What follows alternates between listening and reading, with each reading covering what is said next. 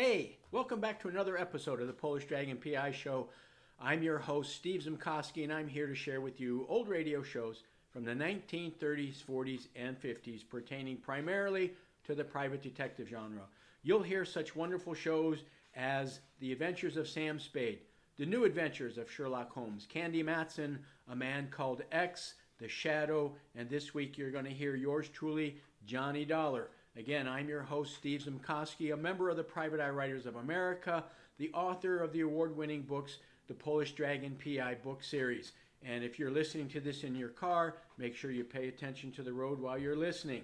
Again, I'm going to take you on a journey back in time, so make sure that you go get your snacks and get everything ready. And while you're getting those snacks, listen to this theme song and let me know if you know which private detective show this was from.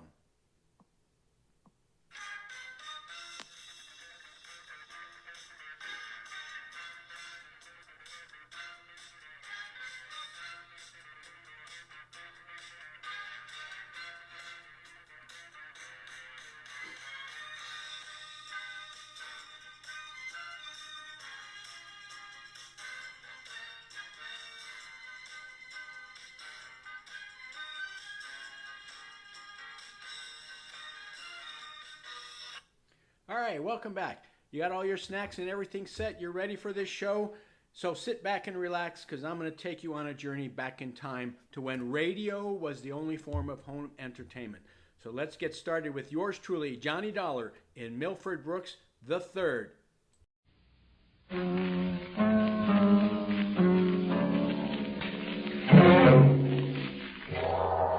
The Columbia Broadcasting System presents yours truly, Johnny Dollar.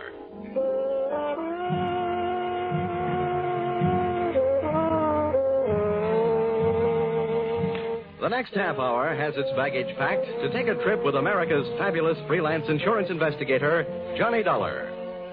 At insurance investigation, he's just an expert. At making out his expense account, he is an absolute genius.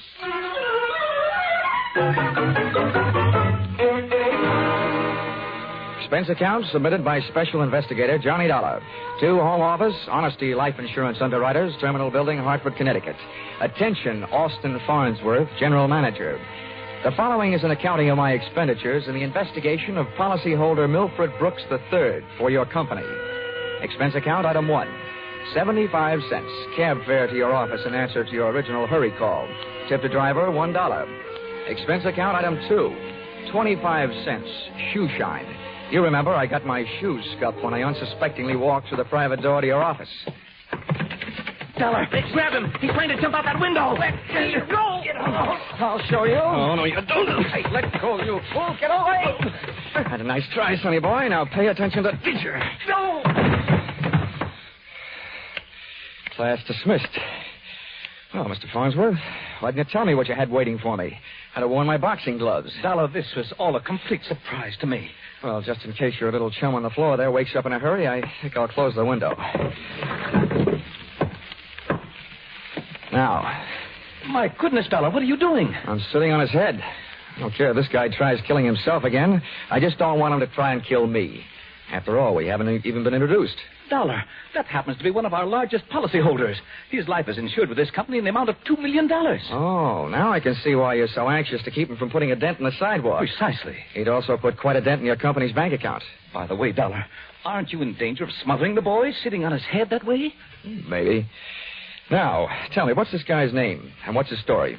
That, sir, is Milford Brooks III. As I said, we have him insured for $2 million. His mother and father left him with a paid-up policy for the sole purpose of enabling his heirs to pay the inheritance taxes on his estate when he dies. Unfortunately, due to the kind of life he's been leading, Brooks not only hasn't any heirs, he hasn't any money. He blew all his cash? That's right. Now he's trying to get some out of us by threatening to kill himself. And that policy pays off on suicide. In a mortuary, he'd be a millionaire, huh? Please, Dollar. Sorry, go on. Well, 1/2 hour ago, Milford walked into this office and changed the beneficiary in his policy. When that was done, he proceeded to demand, not request, mind you, $500,000 in cash. Oh, well, say, that's quite a touch. When I explained to him that there was no loan provision in his insurance policy, he threatened suicide. He said I could either give him the $500,000 cash or pay off the $2 million on his policy. So all you have to do is to keep him alive. And he's managed to make that no small problem. The man he named as his new beneficiary, just before he made his demand for the cash, is... Well, it's downright frightening. Why? Who is it? One of the most notorious gamblers in the East. His name is Hatcher. Harold Hatcher. Oh. You know him? Yeah. Say, that kid's been a post office pinup boy for a lot of years. Well, there's the situation, Dollar. I'm engaging you to protect Milford Brooks' future. Yeah, what there is of it. The way this lad operates, you'd think he had but 2 lives to give for his country. He's not only set himself up to get knocked off by somebody else, he's just dying to do the job himself. Well, it just means that you'll have to work twice as hard. Oh, it also means something else. What's that? That you'll have to pay me twice as much money. Oh, you'll get your money. The situation demands sacrifice, I'm afraid. But protect the boy, Dollar. Give him something to live for, an interest in life. An interest in life, huh? Let's see. I know. Here, this should help. What's that you've got there? It's what's commonly referred to in the more successful bachelor circles as my little black book. Now, let's see. Ruby? No, her favorite expression is drop dead. Bernadine? No, she'd be the new beneficiary by midnight. Oh, here's one. Here. Butter. Butter? Hey, Farnsworth, would you mind passing me that phone, the one with the long cord? No, not at all. My little friend here is showing signs of life. Here you are. Maybe you should let him breathe a bit more. Don't worry. He'll be all right. Hello? Hello, I want to call New York. Person to person. Miss Theodora Butts. Yeah, that's right. And you'll get her at Hudson 24292. Dollar, you're not thinking of taking this boy to New York, are you? Well, I'm going there myself, and you want me to keep an eye on him, don't you?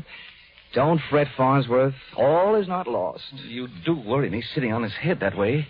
Hello? Hello, Butter? Butter, this is Johnny Dollar. I'll be in town tonight. I want to see you. Look, here's what I want you to do. Yes, this is all right to say over the telephone. I want you to reserve a table at the hatchery in my name for 10 o'clock tonight. Will you do that? Okay, I'll see you in a few hours. Huh? But I can't make it any earlier. I'm sitting up on a sick friend. Okay, goodbye. I'm not sure that I agree with your methods. Oh! What's the matter, Dollar? Did he hit you? Hit me? No, he bit me.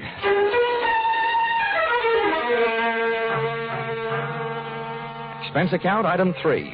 Liquor, $18. Keeping Milford Brooks III peaceful seemed to be the immediate problem, and a bottle of rare old brandy seemed to be the immediate answer. I poured most of it into him, loaded him into my car, and we headed for New York. As we passed through New Haven, he opened one eye, looked up, saw the ale bowl, and gave 3 cheers for old Eli. Yeah, right. Old Yale would sure be proud of you. Why anybody would want to insure you for $2 million is more than I can figure. Yeah, well, my daddy loved me very much, and my mother loved me very much. Not only that, but I love somebody very much. And not only that, but I hate somebody very much. Hey, you want to know something?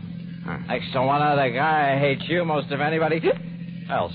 Here, lover boy, it's cocktail hour again. Time for your bottle.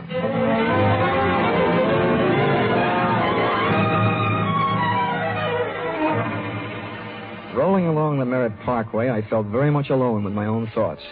And believe me, they weren't very pleasant company. The way it stacked up for me, Brooks had built up a fat gambling debt to Harold Hatcher and had been forced to make him his beneficiary. The suicide threat that he was holding over Honesty Insurance Company was a little tougher to figure, unless he was trying to finance a trip for himself to get away from the man with a custom-tailored murder motive, Hatcher. My hungry little mind nibbled away on those unsavory morsels of food for thought all the way to Butter's apartment.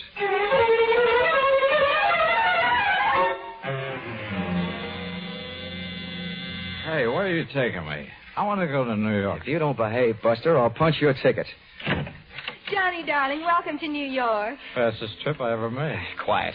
Well, where did you find this? In a box of Cracker Jacks. Come on, let me in. Oh, I don't know about you, Johnny. Some men bring me flowers and some bring me candy. What do you bring me? A boiled owl in a Brooks Brothers suit. Oh, I'm pleased to meet you. My name is Brooks, but I haven't got any brothers. Lucky them. Fix the pillows on the couch, will you? They look more at home in the bathtub.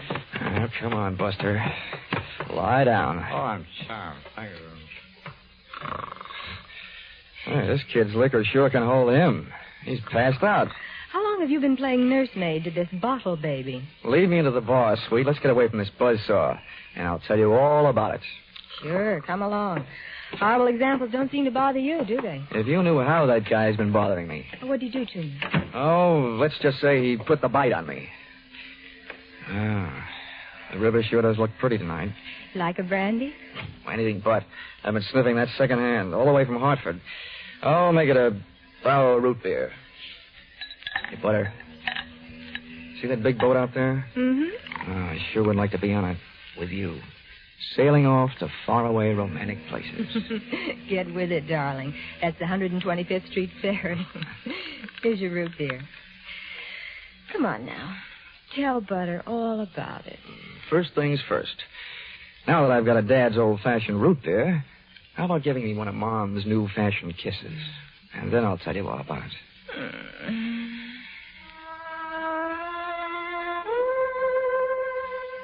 A few seconds later, I proceeded to tell her all about it.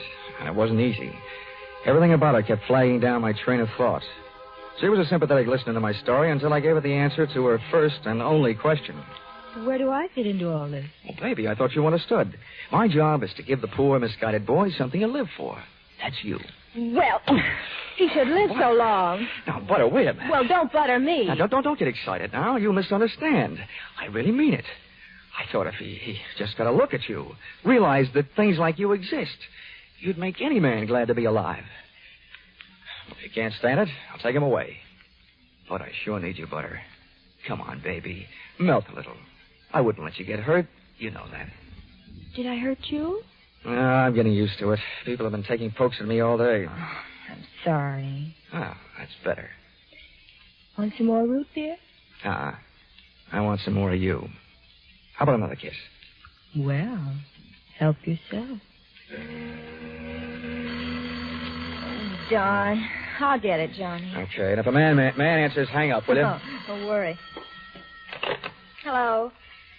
Yes, this is Hudson 24292. Well, that depends. Who's calling? Oh, just a moment. It's for you, Johnny. Mr. Farnsworth. Huh? Oh, okay, I'll take it. Thanks. Say, while I'm talking, be a good girl, will you? And take a look at Milford in the other room. And while you're at it, get me in the root beer, huh? Oh, sure. The service is good around here. Hello, Farnsworth? Yes, Dollar, I'm glad I got you. How'd you get this number? It's the one you called from my office. I remembered it. I have a photographic mind. I hope you haven't got a picture of what I'm thinking. What do you want? I want to know how Milford is. I mean, is he still alive? Of course he's alive. Good, good. Do you suppose I could talk to him? I mean, do you think he'll talk to me? Well, the last time I saw him, he was sound asleep. I'll take a look. Hold the phone. Oh, Butter. Oh, Butter. Hey, Butter. Hello, Farnsworth? Yes. Do you have any aspirin there at your house? Why, of course, Dollar. Why? Well, you better take a handful. Milford Brooks III just took a powder. I'll call you back. You let anything happen to him, and you'll need the aspirin. I've already got a headache. When Milford left, he took my girl with him.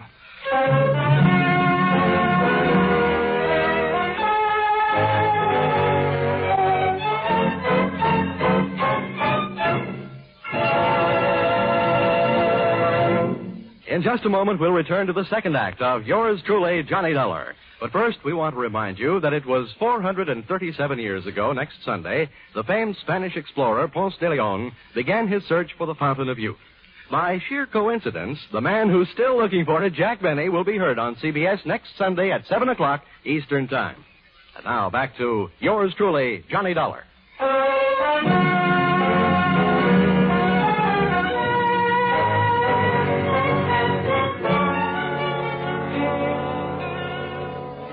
Well, nobody could say I wasn't working fast. I'd only been in town for an hour, and I had already succeeded in not only losing your $2 million baby, Milford Brooks III, Mr. Farnsworth, but in losing my $1 million baby, Theodora Butts. I tried to put myself in Milford Brooks' $40 shoes, but they wouldn't fit. You can't outthink a maniac. The best I could do was figure either that he was on his way to commit suicide, or that Harold Hatcher, the man who now stood to collect $2 million in the event of Milford's death, had snatched him out of Butter's apartment. With birds of that type flocking together, Butter stood a good chance of being a dead duck. I spent an hour unsuccessfully shaking down the neighborhood for them. I questioned cab drivers, harness bulls, bartenders. Then I decided to ask for help from higher up. And I don't mean that I said a prayer. Expense account, item 4, 5 cents, phone call. Police headquarters. Give me missing persons. Any particular one? Don't be a wise guy. Lieutenant Fisher. Yes, sir. Hello, Dollar. What did you lose? Practically everybody. Let's start with a girl. Theodora Butts. You mean you lost your girl? Why didn't you call Dorothy Dix? Don't waste time being clever. Just check your reports, will you? Hold on. Buddington, Bumpus, Byers. Nope, nothing on it, Dollar. Okay, well, try this one. Brooks, Milford III. Bullseye. Brooks, Milford III. He hasn't been reported missing, and we haven't found him yet. But, we think we know where he is. Oh, this kind of a question I always hate to ask. Where? The Hudson River. At 11:15 tonight, his top coat, complete with identification, was found taking a ride on the 125th Street ferry. Anything else? Nothing much. Package of matches was found under the coat, monogram.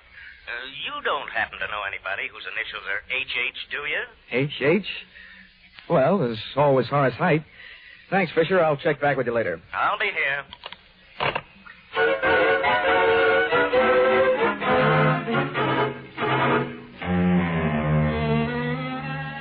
Expense account, item 5. Nightclubs, $28. Harold Hatcher's hatchery was in a cellar under a hotel, but the prices were high enough to rate a penthouse. The club was draped in too much satin, its lady customers in too little. The decor was French provincial, music Brazilian, and the food was nowhere. The drinks looked weak and the waiters looked strong. All in all, the joint was a sight for sore eyes, for making them sore. The only pretty thing in the place was a blonde. She came strolling up to my table, her hips unconsciously sending subtle little messages back to the rumba band. She opened her mouth, slid her tongue over her lower lip, and let a few warm, soft words slide out. Looking for someone? Oh, well, you'll do until the real thing comes along. Sit down. Thanks. No, I won't have a drink. My name is Janelle. I understand you were asking about Mr. Hatcher. Yeah. You know him? More than somewhat. Are you Mrs. Hatcher by any chance? I might be. Does that mean you might admit it or that you might talk him into it someday? I'll ignore that. What do you want to see him about? Mutual friends, Milford Brooks. I know most of the quiet clothes boys around here, so you want a cop. You don't look like the type to be a society friend of the Brooks family. So what are you? I'll ignore that. Is Hatcher around? He might be. Oh, come on now. Where is his office? At the top of the stairs in the back. Can I expect any trouble getting in? You act like you just saw a B picture. Harold is doing his best to act like an honest businessman these nights. You won't have any trouble. How do you know? Because Harold sent me down here to look you over. I think you're all right. Oh, so I've won myself the good housekeeping seal of approval, huh? Keeping house with you would meet with my approval. I ran for my life, had a slow walk across the dance floor, edged my way through a cluster of tables, and went up the back stairs. When I located the door to Hatcher's office, I knocked once and went in. Come on in. Thanks. I'm Johnny Dollar. I've been hired by Honesty Life Insurance Underwriters to protect the interest of a guy named Milford Brooks III. What's that supposed to mean to me? You know him, don't you? Well, he isn't exactly one of my boozing buddies. How much money does he owe you? We've got him on the books for a few grand. Why? They picked up his top coat tonight on the 125th Street ferry. He wasn't in it. It might have been a suicide, or it might have been a knockover made to look like a suicide. What's your choice? Where do you get off asking me to make a choice? Where were you around 11:30 tonight? What's it to you? I don't know. I just thought you might like to rehearse a few answers. The law will be asking you some questions real soon now. I don't know why I should tell you, but I was driving around in my car getting some air. You better do better than that. They found a match folder under Brooks' coat. It had your initials on it. You're out of your mind. The guy owed me a couple of $100,000. You think I'm going around knocking off my own assets? I don't know whether you're stupid or bright, Hatcher. Don't worry about it. I know. What about that insurance policy? What insurance policy? Now, look, Hatcher, we're big boys now. We both know that changing the beneficiary of an insurance policy is a legal transaction. That means witnesses. That means it isn't secret. You mind telling me what you're trying to say? That you and the Honesty Insurance Company and I all know that Brooks made you the beneficiary in his policy and that you stand to come into $2 million when they fish out his body. I don't know anything about it. Motives don't come much bigger. I'm telling you, this is all news to me. You or nobody else is going to move me off that story. I feel the same about mine. It doesn't take a genius to know that Brooks didn't love you $2 million worth. There's only one logical reason for his making you the beneficiary that I can see. You forced him into it. Who'd believe anything else? Who cares? They'd have to prove it. And, brother, that can't be done. Now, how would you like... Wait a minute. Yeah? Yeah. Oh, okay, Rocky. Thanks for the news. Dollar, did you turn me in? Oh, they're here, huh? Yeah. No, I didn't turn you in. What's the matter? You got a good story, Hatcher? You're not worried, are you? Here, have a cigarette. Thanks. I got a light. Oh, worked the first time. Yeah. Nope, I'm not worried. I'll be out in 48 hours. You'll be lucky if you're out in 48 years. Okay, boys, come on in. The homicide boys invited Hatcher down to headquarters. He accepted and invited them down to the bar for a no-hard-feelings drink. They accepted. I walked back down the stairs into the club. The place hadn't changed. Same stale customers, same stale music, same stale air. And the same lovely Janelle sitting at the same unlovely table. Hello. How'd you make out? Oh, I left before they started playing 20 questions. But I wouldn't worry. You've got a smart boy in the bar there. In some ways, maybe. What'd he hand you? A big round zero. Wouldn't talk, huh? About what? Oh, just a little doodad, a $2 million life insurance policy. Wait a minute. That young Brooks kid? Yeah, that's right. Oh, I knew it. I tried to tell him, but he wouldn't listen to me. Trying to tell who what? Hatcher. Did he get into trouble about that policy? It just looks funny, him being made the beneficiary. You knew about it, huh? I suppose you also know what was behind it. Sure, Milford owed him some money. A lot of money. It's in writing. What kind of writing? It's a personal note that Brooks was going to get back if he made Harold beneficiary. It's up in his office. Hey, you must be awful close to Hatcher. I'm the close, friendly type. I'll have that drink now. You've earned it, beautiful. She had earned it, and I had a hunch as to why.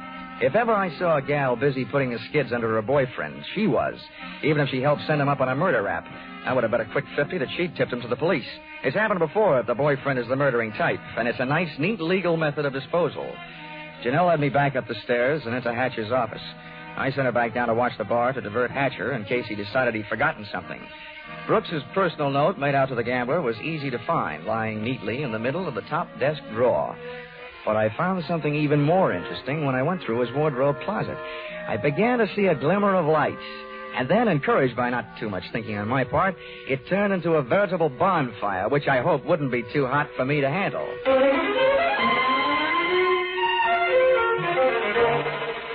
Did you find everything? Honey, if I were a judge, I'd be ready to sentence the guilty party. Good. Oh, waiter, the check. Where are you going? To the police? Bright girl. I'll see you later.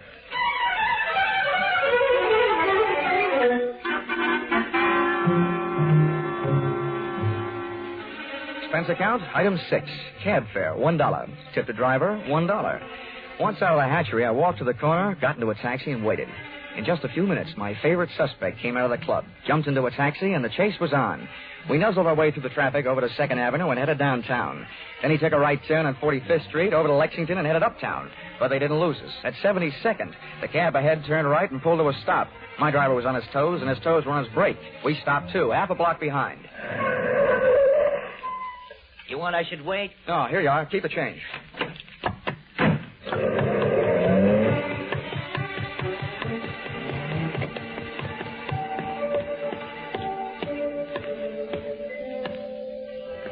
It was a garage that belonged to a residence on a parallel street a block away. I made out a for sale sign on one of the big doors. The living quarters upstairs were dark enough to look interesting, so I indulged in a bit of genteel breaking and entering. Entering that old barn didn't take much breaking. I tripped up the stairs. They sounded like they were left over from an old ghost story. And so did the first voice I heard when I stopped, halfway up. So we've got to be careful, especially about that Johnny Dollar. Are you sure he didn't follow you? That voice sounded awful dry to be coming from a guy who supposedly had spent most of the night snoozing on the bottom of the Hudson River. It was Milford Brooks III.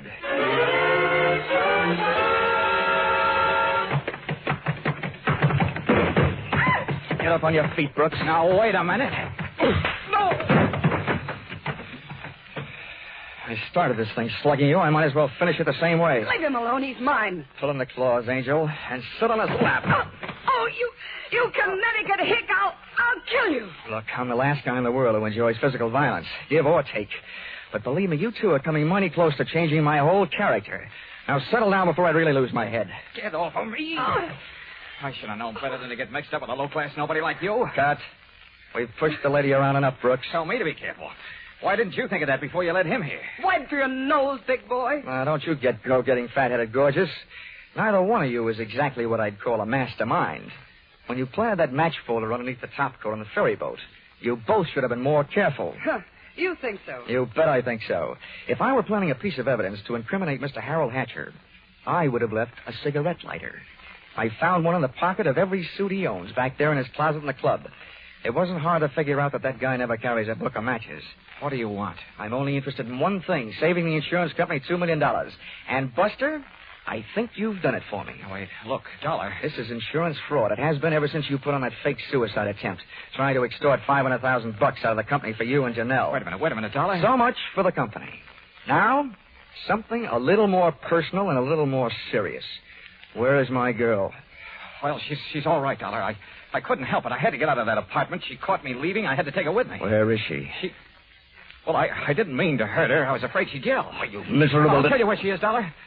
I put her in a cab and sent her to the emergency hospital. Yeah. Oh, no, Dollar, please. Let me give you the beating yell. Harold. Hatcher. You had your fun, Dollar. Now I want mine. How did you get here? New York City, world's most efficient police force, remember? When they think maybe a guy's jumped off a ferry boat and nobody's seen him do it, they check the turnstile counters at each end. In the case of Brooks here, as many people got off that boat as got on. Yeah, it makes sense. They'd hardly hold a guy for murder just because somebody else lost a topcoat. How'd you know we were here? You know me, Janelle. You never go any place that I don't know about. Okay, Brooks, you felt like explaining. Now I feel like listening. Get it up. I don't know what you mean. I know what you mean, Hatcher. One, he gave you a big, fat $2 million motive for murder. And two, he did his best to make it look like you did murder him with that broken-down match cover plan on the ferry boat. Why? Well, they wanted to get rid of you and live happily ever after. The big mistake they made was in trying to shake the insurance company down for some ready cash. And you, baby. Harold, you please. put him up to it, didn't you, you cheap little muscler? No, Harold. Calm down, Hatcher. You don't need a gun around here. They're tame. You don't know me very well, Dollar. I'm going to teach all of you amateurs a lesson. How these things are really done. Come on, Brooks. No, Hatcher. You can have everything I've got. For a second, it looked like Hatcher was going to take everything. But I hadn't gone that far to see Brooks knocked off with me as a witness. Hey, maybe I wasn't going to be a witness. Maybe I was going to be a victim, too. When that thought hit me, that's when I flew across the room and hit Hatcher in a do-or-die flying tackle from behind. Oh. Hatcher went down shooting. I went down kicking, and a lucky boot knocked the gun out of his hand. I beat him to it and swung it straight into his skull. Half the people in the room were lying there bleeding. Brooks from a gunshot, Hatcher from the gun butt. Janelle and I both stood there panting. But believe me, not for each other. We stood that way until the police arrived.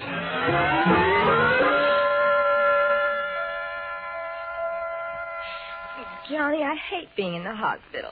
But I look awful. Butter, honey, you look lovely in white. But this patch on my head? Johnny, they had to cut a big hunk of my hair off to put in the stitches. Oh, that awful man. Well, if it'll make you feel any better, baby, that awful man got taken care of. He's upstairs in the same hospital. Oh, Johnny, you didn't shoot No, him. Butter, I didn't have to. Harold Hatcher saved me the trouble. They don't know yet whether Mr. Brooks is going to live or die, but it doesn't make much difference to me or to the insurance company. He signed a statement admitting attempted fraud. Serves him right hitting a lady on the head. Oh, Johnny, what am I going to do? My hair will look awful. It'll take months for it to grow out. Now, don't worry, Butter. I'll buy you something to cover it up. I know a guy over on Fifth Avenue who claims he makes something that looks prettier on a woman's head than her hair. Expense account, item 7. $640. Ladies' hats. To cover the lump on lady's head. Expense account, item 8. $20. Tip to nurse for reminding Butter on the hour every hour that accidents will happen. Expense account, item 9. $7. Mileage driving back to Hartford. Expense account total, $1,182.23. Which you may say, Mr. Farnsworth, is a lot of money for one man to spend in a day and a half. But you must bear in mind that the amount at stake was $2 million. And you know the price of steak these days. Signed, yours, truly, Johnny Dollar.